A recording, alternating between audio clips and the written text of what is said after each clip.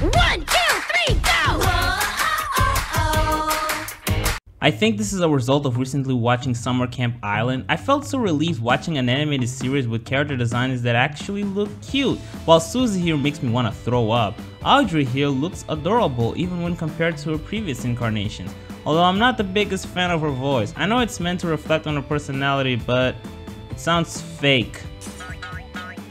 Tiny, we are moving you into this treehouse. There is one little thing about the art direction that I want to add. The background imagery looks traditional with the exact opposite of overly polished paint job, which gives it an artistically natural texture.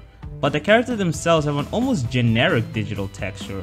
Also, the set pieces in the background have simplistic and unrealistic color schemes, while the characters have complex but still grounded color schemes when accounting their skin tone, their clothes, and their hair. So basically there's a decent amount of art contrast, which I won't say that bothers me because, well, for fuck's sake, I watch Billy and Mandy.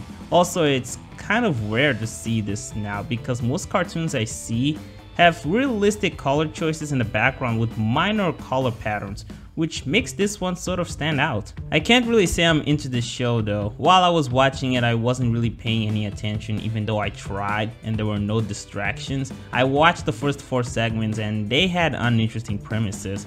I also don't think I like any of the characters. I mean, I guess I like that creepy girl with the weird faces voiced by Grey Delia, but everyone else was kind of boring. As of writing the script, the show has an 8 out of 10 on IMDb, so maybe I'm missing something. I would recommend this to anyone who likes stuff like Clarence. You don't have to finish it, but you could at least give it a try.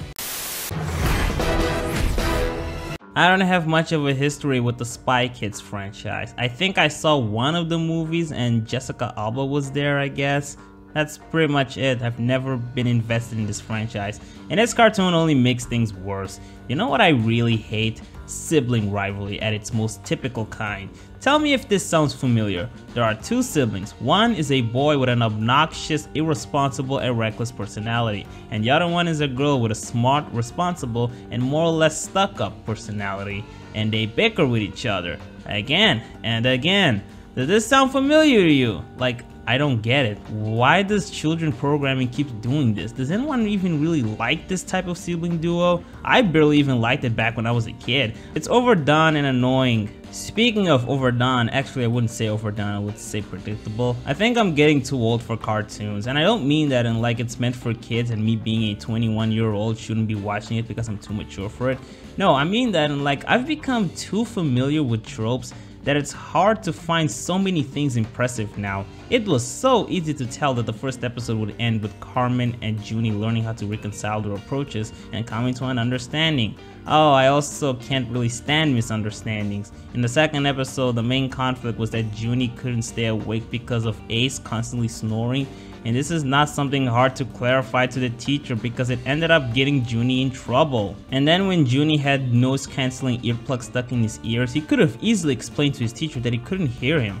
It's really not that hard, but no, we gotta create conflict, so we're just gonna make Junie unintentionally fail to clear up such an easy to fix misunderstanding over and over again. There are some things about this organization that I'm not sure I understand. The father dude said that they shut down OSS right before they decided to reopen, but why exactly? I mean, if this was explained in the movies or later on in the show, because I only watched the first 2 episodes of this piece of shit cartoon, then can someone please explain it to me? Like, aren't spies important and shit? What would happen if these 2 retire? Is there another academy for spies? And if there is, why didn't they send their kids there? Isn't reopening OSS only gonna cause, I don't know, whatever trouble it caused that led you guys to shut it down? I don't understand anything. Why haven't you guys updated the vending machines? Even if you guys are too lazy to either remove them or replace the products, why would you even leave them powered up? Aren't you guys concerned for the kids? Don't you guys want to prevent idiot children from consuming expired products that will fuck them up? Also, I've seen expired milk before, and trust me, it looks way worse than that. Okay, even though I thought the CG looked mostly passable, check out this frame. It's fucking excellent. What kind of last hope for humanity am I? Oh, Tom, what should I do?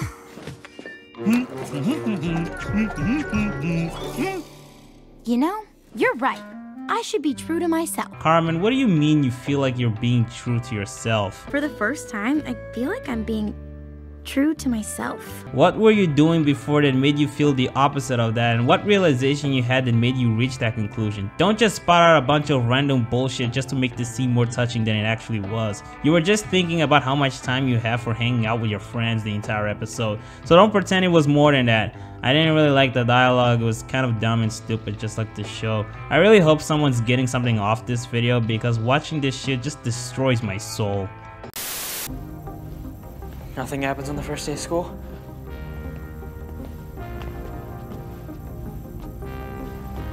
Okay. So I was wrong about that. Huh? What the fuck did I just watch? Why is this listed as an animated series on Wikipedia? Okay, so this is based on an animated show called Reboot. I never watched it when I was a kid because none of the channels aired that show, but even if some of them did, I probably wouldn't have watched it because the CG models look like garbage. I've heard good things about the show though. Apparently this live action Reboot has a 3.8 rating on IMDb. I saw the first episode and I didn't think it was that bad, although I'm probably not going to continue watching it. While the CGI looks nicely detailed, it looks fake as shit and the movement looks really janky. The dialogue was super corny at times, which is an unfortunate result of being a live action show aimed at kids. I am somewhat curious in knowing what happens after the first episode, but I think I'm just gonna watch other reviews of it and know what exactly I'm getting when I watch this show. Okay, I just noticed this thumbnail and yeesh! The design looks pretty shitty. Maybe I'm not missing on anything. Oh, while we're on the subject of different medias, I'm not reviewing anime. I know it's technically animation, but I have a rule where I don't review anime. So don't ask me what are my thoughts on Devilman Crybaby, Be the Beginning, Violet Evergarden, Sword Guy, or whatever. It's not my field. Besides, some of them aren't even really Netflix originals. They just have the license to stream it and somehow attach their brand in the covers and the openings.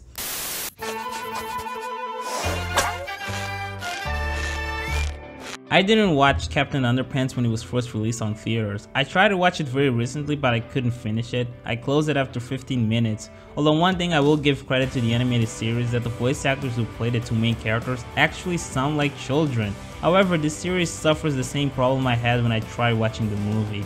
It comes across as a type of cartoon that I would only enjoy if I were, I don't know, 10 or younger. The two main characters are a bunch of playful troublemakers with a teacher who's ridiculously strict and bossy to the point where he comes across as an antagonist, and they have a classmate who's a genius, snob, and a kiss-ass, and they really don't like him. The humor is also very immature, over the top with dookie jokes and I guess giant butts. Captain Underpants is meant to make fun of superheroes that wear costumes with underpants. Seems like the type of joke that would only make me laugh if I were either living in the 80s and 90s or if the only superhero I knew was Superman. Every time I hear the narrator I always think, wow, I missed the narrator from the Powerpuff Girls. He had a better voice, he was wittier, and he brought a lot more energy every time he opened his mouth. This show has a 7.6 on IMDb, so maybe I'm missing something. I can at least say that some amount of passion and energy was put on this. There are some nice visual gags, and from what I've seen, it seems like it successfully recaptured the spirit of the movie. I think. Who knows, I might be wrong. Maybe the fans of the movie and the original books hate this show. I wouldn't know. I don't care about Captain Underpants. It's not my thing. Some of you are probably wondering what are my thoughts on this and this. Well, since this is exclusively about 2018, I couldn't really include these, so that's a topic for another video.